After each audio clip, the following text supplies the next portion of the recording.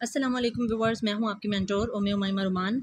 आज की इस वीडियो में हम एजुकेशनल प्लानिंग, सिंपल प्लानिंग और HRM means human resource management के हवाले से डिस्कस करने लगे हैं। अब जो एजुकेशनल प्लानिंग होती है उससे पहले हम ये देख लेते हैं कि what is planning at all. Planning जो है ये है अगर हम इसको इंग्लिश में डिफ़ाइन करें ना तो हम कहेंगे कि प्लानिंग इज़ अ डिवाइस, और you may say that planning are the set of actions to do something. मैं एक बार फिर रिवाइज़ कर देती हूँ इस चीज़ को। Planning is the set of actions to do something. बस ये सबसे जामी और छोटी डेफिनेशन मुझे प्लानिंग की मिली है, जो मैं आप लोगों के साथ शेयर कर रही हूँ। मिली तो क्या है, बल्कि मैंने इसको खुद ही डिफरेंट बुक से स्टडी करने के बाद मैं जिस नतीजे पे पहुंची थी ना, तो वो मैंने उसको एक कहते हैं ना कि दरिया को कूजे में बंद कर दिया। तो मैंने कोशिश की है कि मैं इस तरह से कर लूँ कि आप लोगों के लिए ईज़ क्रिएट हो जाए। अब अगर हम डिस्कस करें कि एजुकेशनल प्लानिंग क्या है, तो सेट ऑफ एक्शंस, ये सेट ऑफ या code of conduct that is prepared to do something for educational perspective. तो ये हमारी एजुकेशनल प्लानिंग हो जाएगी। उसके अलावा सेथ्स प्लॉडिंग ने एक डेफिनेशन दी है एजुकेशनल प्लानिंग की, मैं वो भी आप लोगों के साथ डिस्कस कर लेती हूँ कि educational planning consist of inputs, throughputs and outputs and analysis also. मतलब वो ये कहता है कि पहले हम इनपुट्स जो हैं वो देते हैं, उसके बाद थ्रूपुट्स मतलब प्रोसेस करते हैं, और एंड में हमें आउटपुट जो मिलता है हम फिर उस आउटपुट को एनालाइज करने की कोशिश करते हैं एजुकेशनल प्लानिंग में। ठीक हो गया। अब मुझे ये बहुत पसंद आई थी, मतलब डेफिनेशन जो कि सेथ्स प्लॉडिंग ने प्रेजेंट की है एजुकेशनल प्लानिंग के हवाले से, तो मैंने सोचा कि आप लोगों के साथ डिस्कस करूं। उसके बाद हम देख लेते हैं कि एजुकेशनल प्लानिंग में स्टेप्स कौन कौन से होते हैं। डिफरेंट इसके इंडिकेटर्स भी होते हैं, लेकिन वो इतने इंपॉर्टेंट नहीं है।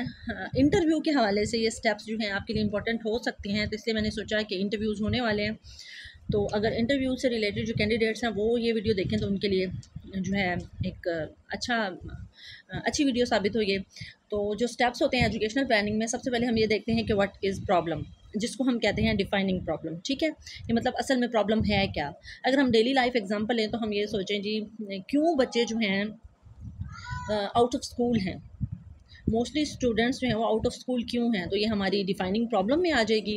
फिर उसके बाद एनालाइजिंग द प्रॉब्लम, फिर हम सेकंड स्टेप पे क्या करेंगे, हम इस चीज़ को एनालाइज करने की कोशिश करेंगे कि बच्चे जो है वो स्कूल से बाहर क्यों हैं, उसकी वजह क्या हो सकती है। ठीक है, फिर हम इस नतीजे पर पहुँचेंगे कि पॉवर्टी है, पुअर बैकग्राउंड है, पेरेंट्स जो हैं वो खुद इतने एजुकेटेड नहीं हैं कि उन्हें एजुकेशन की अहमियत का पता हो। तो मतलब डिफरेंट एस्पेक्ट्स हम फाइंड आउट करेंगे। उसके बाद जब हम ये फाइंड आउट कर लेंगे ना एस्पेक्ट्स, जी, तो मैं कह रही थी कि जब हम इसको एनालाइज़ कर लेते हैं प्रॉब्लम को, तो उसके बाद हम प्लान्स जो है उनकी डिज़ाइनिंग स्टार्ट कर देते हैं कि कौन-कौन से ऐसे प्लान्स हम बनाएँगे जिससे हम जो आउट ऑफ स्कूल चिल्ड्रन हैं उनको हम स्कूल्स में वापस ला सकें। जैसे कि जो गवर्नमेंट है उसने कुछ इनिशिएटिव लिए आफ्टरनून स्कूल्स के, सुबह 9 स्कूल्स के, और ट्रांसजेंडर स्कूल्स के इनिशिएटिव लिए, ज़ेवर तालीम प्रोग्राम स्टार्ट किया, कम्युनिटी स्कूल्स जो हैं वो स्टार्ट किए। तो मतलब वो जो प्रोजेक्ट स्टार्ट हुए तो सबसे पहले उनके प्लान्स को डिज़ाइन किया गया था। ठीक हो गया जी। तो अब हमारा प्लान जो है वो डिज़ाइन हो गया। उससे अगला जो मरला होगा वो ये होगा कि उस प्लानिंग को एवेल्यूएट किया जाएगा, एनालाइज करके उसको एवेल्यूएट किया जाएगा कि मतलब हमारी जो प्लानिंग है वो मतलब फ्रूटफुल होगी भी या नहीं। ठीक हो गया। मतलब जैसे हम पायलटिंग वगैरह करते हैं, तो ये डिफरेंट टूल्स हैं एवेल्यूएशन के।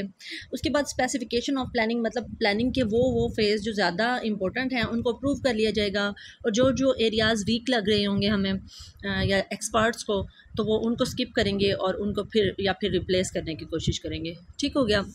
उसके बाद फिर हम देखते हैं जी इम्प्लीमेंटेशन ऑफ प्लान। फिर क्या होता है, उस प्लान को इम्प्लीमेंट कर दिया जाता है। जैसे कि स्कूल्स बनाए गए आफ्टरनून, उसके बाद सुबह 9 स्कूल्स बनाए गए, ट्रांसजेंडर स्कूल्स बनाए गए, कम्युनिटी इन्वॉल्वमेंट के साथ कम्युनिटी एजुकेशन के हवाले से वर्क किया गया। तो जब ये सारा इम्प्लीमेंटेशन हो जाती है तो उसके बाद हम फीडबैक कलेक्ट करते हैं कि क्या हमारा जो प्लान था पायलटिंग के अमल में जितने अच्छे रिजल्ट्स उसने प्रोड्यूस किए, क्या इम्प्लीमेंटेशन के बाद भी उतने ही जो कॉन्सिक्वेंसेस हैं वो सामने आ रहे हैं या नहीं, मतलब फ्रूटफुल है वो प्लान या नहीं। अगर तो फ्रूटफुल है तो फिर कंसिस्टेंसी इन प्लान होती है, मतलब प्लान को फिर जो है काफ़ी अर्से तक चलाया जाता है जब तक वो फ्रूटफुल रहता है। लेकिन अगर वो फ्रूटफुल नहीं होता तो फिर उसको एक्सचेंज किया जाता है या रिप्लेस किया जाता है। होपफुली आपको ये स्टेप्स जो हैं अच्छे से समझ में आ गए होंगे। मैंने कोशिश की है कि इनको डेली लाइफ एग्जाम्पल्स के साथ आपको समझाऊँ। अब नेक्स्ट हम चलते हैं जी प्लानिंग कमीशन ऑफ पाकिस्तान की तरफ। जी ये बहुत इंपॉर्टेंट एस्पेक्ट था इसका, तो मैंने सोचा मैं आप लोगों के साथ ज़रूर डिस्कस करूँ। तो PC stand for planning commission, इसको PCP भी कहा जाता है समटाइम, जिसका मतलब होता है प्लानिंग कमीशन ऑफ पाकिस्तान।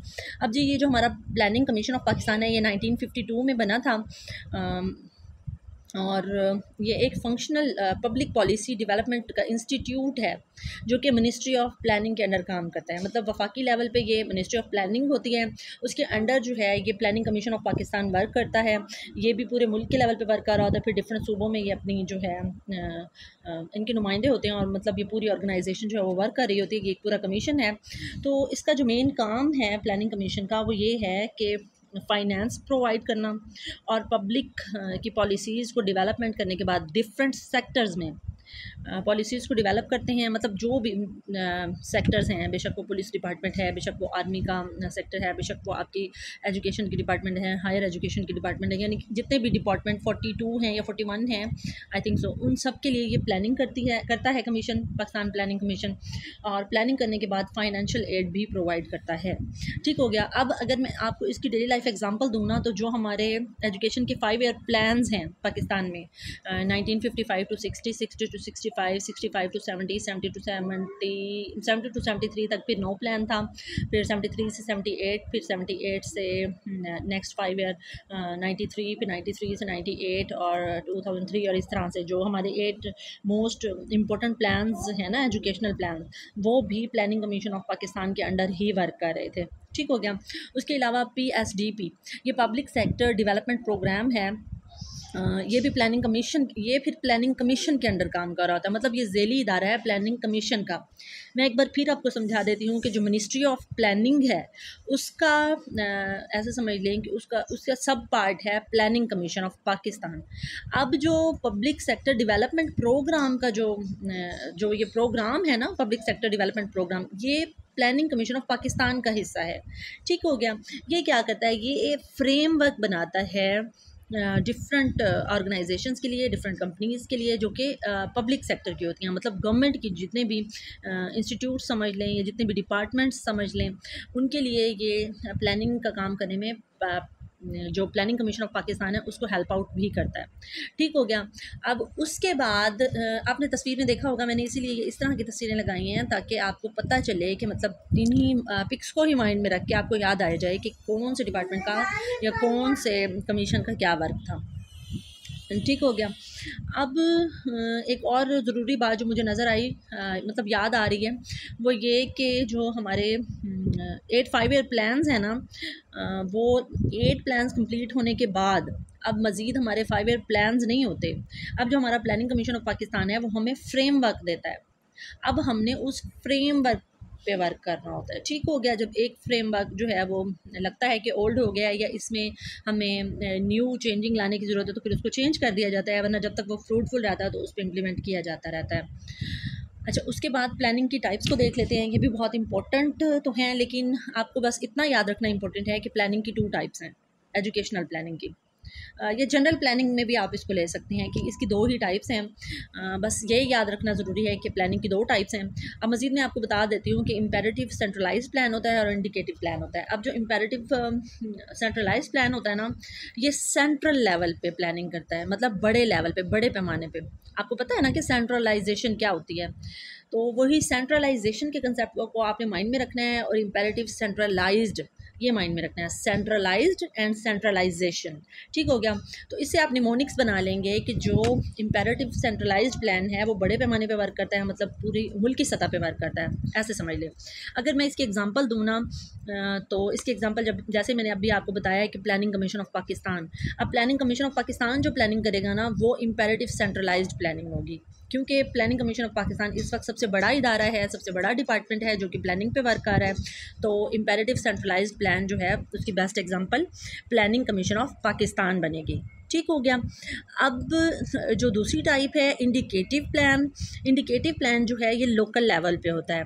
ठीक हो गया। अगर इसकी एग्जांपल मैं दूँ ना आपको, तो जैसे डिस्ट्रिक्ट लेवल पे हमारा एजुकेशन का सेक्टर वर्क कर रहा है, या जैसे सिटी के लेवल पे हमारा एजुकेशन का डिपार्टमेंट वर्क कर रहा है, या मतलब हायर एजुकेशन डिपार्टमेंट की अगर एग्जांपल ले लें तो डिस्ट्रिक्ट और सिटी लेवल पे, या आपके इंस्टीट्यूट के लेवल पे जो प्लानिंग कर रहे होते हैं ना आप लोग, लोअर लेवल पे जो कर रहे होते हैं, लोअर मैनेजमेंट जो वर्क कर रही होती है या मिडल मैनेजमेंट जो वर्क कर रही है, तो वो इंडिकेटिव प्लान होता है।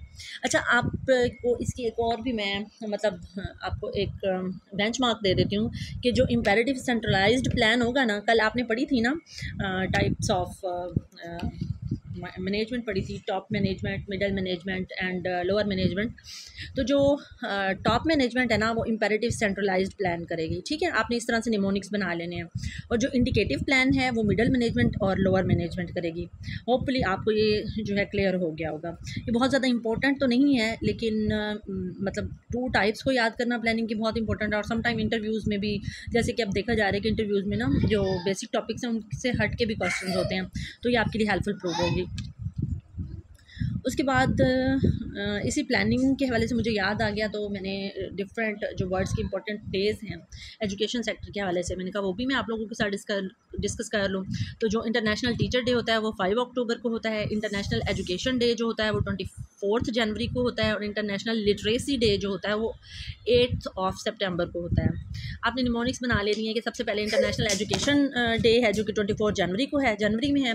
उसके बाद सितंबर का मंथ आता है तो 8 सितंबर को लिटरेसी डे है, और टीचर डे जो है वो 5 अक्टूबर को होता है। अब हम डिस्कस कर लेते हैं ह्यूमन रिसोर्स मैनेजमेंट। अब ये जो ह्यूमन रिसोर्स मैनेजमेंट है ना, ये असल में इसका काम क्या है? ये एक्टिविटीज़ को सेट करता है। ह्यूमन रिसोर्स मैनेजमेंट रिक्रूटिंग का काम करता है, ये डेवलपमेंट पे वर्क करता है, ये मेंटेनेंस फोर्स पे वर्क करता है। ठीक है, इसको हम ह्यूमन रिसोर्स मैनेजमेंट कहते हैं। ठीक हो गया। अब ये पर्सनल भी हो सकते हैं, ऑर्गेनाइजेशनल भी हो सकते हैं, फंक्शनल भी हो सकते हैं। मतलब आप किसी भी ऑर्गेनाइजेशन के एग्जांपल ले लेना, जैसे हम स्कूल एजुकेशन डिपार्टमेंट के एग्जांपल ले लें या हायर एजुकेशन डिपार्टमेंट के एग्जांपल ले लें। तो जो ह्यूमन रिसोर्स मैनेजमेंट है ना, उसका काम ये होता है कि उसने वर्क फोर्स जो है वो प्रोवाइड करनी होती है। ठीक हो गया। जैसे आप किसी कंपनी की एग्जांपल ले लें या किसी फैक्ट्री के एग्जांपल ले लें, तो जो HRM है जो है वो ह्यूमन रिसोर्स मैनेजमेंट का जो इदारा है, उसका काम ये होगा कि वो अपनी ऑर्गेनाइजेशन को वर्क फोर्स प्रोवाइड करेगा, बेशक वो टॉप लेवल की हो, मिडल लेवल की हो या फिर लोअर लेवल की हो। ठीक हो गया। अब जो ह्यूमन रिसोर्स मैनेजमेंट है उसका मेन काम जो है वो रिक्रूटमेंट करना है। तो फिर हम आगे देख लेते हैं कि रिक्रूटमेंट के कौन कौन से मुख्तलिफ तरीके हैं। ठीक हो गया। अब रिक्रूटमेंट जो होती है ना, मतलब जॉब के लिए जो रिक्रूटमेंट की जाती है, इसकी भी 2 टाइप्स हैं, एक इंटरनल है और एक एक्सटर्नल है। अब आप इसको इंटरनल चैनल ऑफ रिक्रूटमेंट भी कह सकते हैं, आप इसको इंटरनल टाइप ऑफ रिक्रूटमेंट भी कह सकते हैं, और दूसरी टाइप को आप एक्सटर्नल चैनल ऑफ रिक्रूटमेंट भी कह सकते हैं और एक्सटर्नल टाइप ऑफ रिक्रूटमेंट भी कह सकते हैं। अच्छा, मैं थोड़ा सा इसके बारे में आपको ना इन्फो दे देती हूँ डिटेल में कि जो इंटरनल चैनल ऑफ रिक्रूटमेंट है उसमें क्या होता है कि जो पहले से ही वर्किंग फ़ोर्स आपके पास मौजूद होती है, मतलब आपके डिपार्टमेंट की जो पहले से मौजूद एम्प्लॉयज़ होते हैं ना, ये उनकी रिक्रूटमेंट का अमल होता है। जैसे फॉर एग्ज़ाम्पल ट्रांसफ़र्स वगैरह हो गए, जैसे प्रमोशन हो जाती है कुछ एम्प्लॉयज़ की, या जैसे डिमोशन कर दी जाती है, या जॉब की रोटेशन कर दी जाती है। अब आपको पता ही है कि ट्रांसफ़र क्या होता है कि मतलब आपको एक स्टेशन से दूसरे स्टेशन पे विलिंगली भेजा जाता है, जिसमें आपकी अपनी मर्ज़ी होती है। प्रमोशन में क्या होता है, आपको स्केल वाइज जो है अपग्रेड कर दिया जाता है, आपकी सैलरी भी ज़्यादा होती है, लेकिन ट्रांसफ़र में आपकी सैलरी सेम रहती है। ठीक हो गया। अब प्रमोशन में आपकी सैलरी भी ज़्यादा हो जाएगी, स्केल भी आपका हायर हो जाएगा। ठीक हो गया। और सीनियरिटी भी मिल जाएगी आपको। ठीक हो गया। अब उसके बाद जो डिमोशन है, डिमोशन का आपको बेस्ट पता है कि ये आपको जो है डिमोट कर दिया जाता है, आपको कम स्केल की तरफ भेज दिया जाता है, आपकी सैलरी भी कम हो जाती है, आपकी सीनियरिटी भी लूज़ होती है। अब जो जॉब रोटेशन होती है वो क्या होती है? जो जॉब रोटेशन होती है ना, उसमें ये होता है कि भाई एक ही डिपार्टमेंट के अंदर आपने इस चीज़ को माइंड में रखना है कि जॉब रोटेशन में डेपुटेशन में क्या डिफरेंस है। ठीक है, डेपुटेशन तो मैं आपको आगे चल के बताती हूँ, लेकिन आप जॉब रोटेशन को याद रखें कि मतलब फॉर एग्जांपल आप एक ही डिपार्टमेंट के अंदर रहते हुए एक पोस्ट से दूसरी पोस्ट की तरफ मूव ऑन कर जाएं। अब इसकी मैं आपको डेली लाइफ एग्जांपल दूँ ना, तो जैसे 18 स्केल का स्कूल हेड होता है, वो एज ए डिप्टी डीईओ भी वर्क करता है। तो अगर आप एक स्कूल में एज ए हेड मिस्ट्रेस या as a headmaster 18 scale पे वर्क कर रहे हैं और पोस्ट खाली है डेप्टी डीईओ की, तो आप वहाँ जा सकते हैं, अपनी जॉब को जो है वो रोटेट करवा सकते हैं। ठीक हो गया। अब हम एग्जांपल ले लेते हैं एक्सटर्नल चैनल ऑफ रिक्रूटमेंट की। एक्सटर्नल चैनल ऑफ जो रिक्रूटमेंट होता है उसमें ये होता है कि मतलब जिन लोगों की जॉब नहीं होती, मतलब वो पहले आपके वर्कफोर्स का हिस्सा नहीं है, वो पहले आपके डिपार्टमेंट का हिस्सा नहीं है, वो आपकी ऑर्गेनाइजेशन का हिस्सा नहीं है, आप अपनी ऑर्गेनाइजेशन के लिए, आप अपने डिपार्टमेंट के लिए न्यू एम्प्लॉयज़ चाहते हैं, तो उनको जब आप रिक्रूट करते हैं तो आपके एक्सटर्नल चैनल ऑफ रिक्रूटमेंट में आ जाता है। ठीक हो गया। अब इसमें वॉक इन इंटरव्यूज़ का वर्ड आपने अक्सर सुना होगा, और अक्सर जो इदारे होते हैं वो मतलब जब भी इनविटेशन सेंड करते हैं इंटरव्यूज़ के लिए, तो वो उसके ऊपर बाकायदा जो है बोल्ड वर्ड्स में लिखा हुआ होता है वॉक इन इंटरव्यू। तो उसका मतलब ये होता है कि मतलब आपको जो ऑर्गेनाइजेशन होती है ना, वो खुद बुला रही होती है कि हमें एम्प्लॉयज़ की ज़रूरत है। ठीक है। एक्सटर्नल रिक्रूटमेंट में वॉक इन का मतलब ये होता है कि ऑर्गेनाइजेशन खुद इनवाइट करती है डिफरेंट कैंडिडेट्स को कि वो इंटरव्यू में जो हैं अपेयर हों, और फिर अगर वो सूटेबल होंगे तो उनको हायर कर लिया जाएगा। उसके अलावा होता है राइट इन, एक होता है वॉक इन, एक होता है राइट इन। वॉक इन में क्या होता है, आपको खुद बुलाया जाता है, एम्प्लॉय को खुद बुलाया जाता है, इनवाइट किया जाता है। लेकिन राइट इन में क्या होता है, जो कैंडिडेट होता है ना, वो खुद एप्लीकेशन देता है डिपार्टमेंट को। ठीक हो गया। अच्छा, एप्लीकेशन मतलब ज़रूरत नहीं है इदारे को, लेकिन वो खुद अपनी सीवी या रिज्यूम या कुछ ना कुछ भिजवा देता है इदारे को कि जब भी आपको ज़रूरत हो एम्प्लॉयज़ की तो आप मुझे हायर कर सकते हैं। उसमें अपना मतलब सीवी जो है, सीवी या रिज्यूम, ये भी मैं आपको बता दूं कि ये क्या होता है कि ये एक ब्रीफ समरी होती है हमारी पर्सनल और प्रोफेशनल एक्सपीरियंस की, पर्सनल और प्रोफेशनल क्वालिफ़िकेशन की, स्किल्स की। ठीक हो गया। उसको सीवी भी कहा जाता है और रिज्यूम भी कहा जाता है। सीवी जो है वो बहुत ज़्यादा डिटेल में नहीं होती, लेकिन जो रिज्यूम होता है वो डिटेल में होता है। तो अगर हम सीवी को डिफ़ाइन करेंगे इंग्लिश में, तो हम कहेंगे कि CV is a brief summary of our personal and professional experiences. ठीक हो गया। और अगर हम रिज्यूम को डिफ़ाइन करेंगे तो हम कहेंगे resume is a detailed summary of our personal and professional experiences. ये बात माइंड में रखिएगा, इन दोनों का डिफरेंस मुझे याद था तो मैंने कहा मैं आप लोगों के साथ डिस्कस करूँ इसको। अब देख लेते हैं कि डेपुटेशन क्या है। जी, मैंने आपको कहा था कि आपने जॉब रोटेशन और डेपुटेशन, इनका फ़र्क याद करना है। जॉब रोटेशन मैंने आपको बताया था क्या होती है कि एक ही डिपार्टमेंट के अंदर रहते हुए आप स्केल आपका सेम रहेगा, लेकिन आप एक पोस्ट से दूसरी पोस्ट की तरफ मूव ऑन कर जाएंगे।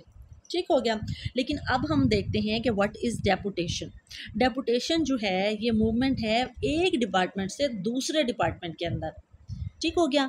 जॉब रोटेशन एक डिपार्टमेंट से उसी डिपार्टमेंट के अंदर, और डेपुटेशन जो है एक डिपार्टमेंट से दूसरे डिपार्टमेंट के अंदर।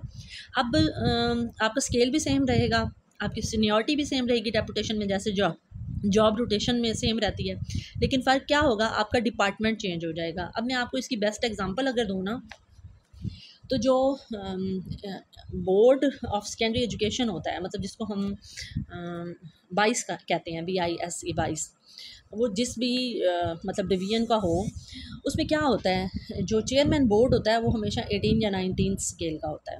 अब मुझे ठीक से याद नहीं है 18 स्केल का होता है या 19 स्केल का होता है, आई थिंक सो कि 19 स्केल पे होता है या अपर 18 स्केल वाले होते हैं उसमें। तो अब जो हमारी डेप्टीज़ होती हैं, मतलब डेप्टीज़ को छोड़ें, मतलब अगर सीनियर हेड मिस्ट्रेस हैं या सीनियर हेड मास्टर हैं, 18 स्केल पे मौजूद हैं वो, या 19 स्केल पे मौजूद हैं, तो वो अपने डिपार्टमेंट को एक्सचेंज करवा लेते हैं सम टाइम अगर उनको ज़रूरत पड़ती है या उनके नज़दीक पड़ता है बोर्ड का ऑफिस। तो वो क्या करते हैं, वो स्केल भी सेम रहता है, सैलरी भी सेम रहती है, लेकिन डिपार्टमेंट जो है वो चेंज हो जाता है। वो 22 के अंडर चले जाते हैं, board of intermediate and secondary education पे वर्क करना स्टार्ट कर देते हैं, जबकि उनकी जो है सैलरी भी सेम रहती है, उनका स्केल भी सेम रहता है। लेकिन आपको ये माइंड में रखना है कि ये जो है ज़्यादा से ज़्यादा डेपुटेशन जो होती है ना, वो 3 साल तक होती है, इससे ज़्यादा नहीं हो सकती। ठीक हो गया। और डेपुटेशन जो है वो आप अपनी पूरी सर्विस में सिर्फ 2 बार ले सकते हैं, ये बात भी माइंड में रखिएगा। लेकिन जो जॉब रोटेशन है ना, वो होती मैक्सिमम 3 साल तक है, लेकिन आम रूटीन में अगर प्रैक्टिस की बात करें ना, तो ज़्यादा से ज़्यादा अरसे तक एक बंदा जो है ना वो रह जाता है जॉब रोटेशन में। एक ही पोस्ट पे एक डेप्टी जो हैं वो कितने कितने साल रहती हैं, हालांकि रूल जो है वो 3 साल का है, लेकिन जो डेपुटेशन है उसमें इस टेन्योर का ख़ास ख्याल रखा जाता है। 3 साल से ज़्यादा आपकी डेपुटेशन कहीं भी नहीं होती। आप अपनी सर्विस में डेपुटेशन जो है वो सिर्फ 2 बार ले सकते हैं। अच्छा, डेपुटेशन का एक और भी आपको बेनिफिट मिलता है कि आपकी सैलरी जो है एटलीस्ट 10% ज़रूर एक्सटेंड हो जाती है। ज़्यादा भी हो सकती है, लेकिन कम से कम आपकी 10% सैलरी जो है वो एक्सटेंड हो जाती है, ज़्यादा हो जाती है। अब जॉब रोटेशन में भी ऐसा होता है, जैसे आप किसी ऐसी पोस्ट पे रोटेट हुए हैं अपनी जॉब में जिसमें आपको ट्रैवलिंग अलाउंस अलग से दिया जाता है, क्योंकि आपके विज़िट्स होते हैं। जैसे मैंने आपको डेप्टी डीईओ की एग्जांपल दी, तो उनके क्योंकि विज़िट्स होते हैं, डीईओज़ जो होते हैं उनके भी विज़िट्स होते हैं, तो उनको अलग से सैलरी का एक इंसेंटिव मिलता है। अब जो रिसेंट चल रहा है ना, एईओज़ का चल रहा है 25,000 और डेप्टीज़ का आई थिंक सो मतलब मुझे ठीक से याद नहीं है 35 है या 40,000 है, मतलब अलग से उनका चल रहा है।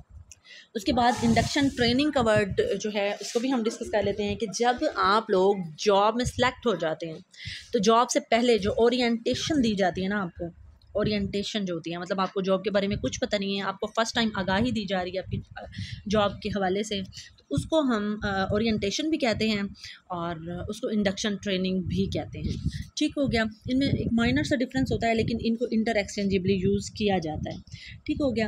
अब उसमें क्या होता है, आपको सोशलाइजेशन सिखाई जाती है, आपको बुकलेट्स दिए जाते हैं, आपको डिफरेंट रूल्स आपकी जॉब के बताए जाते हैं, आपके अपने राइट्स जॉब के बताए जाते हैं और इस तरह की चीज़ें।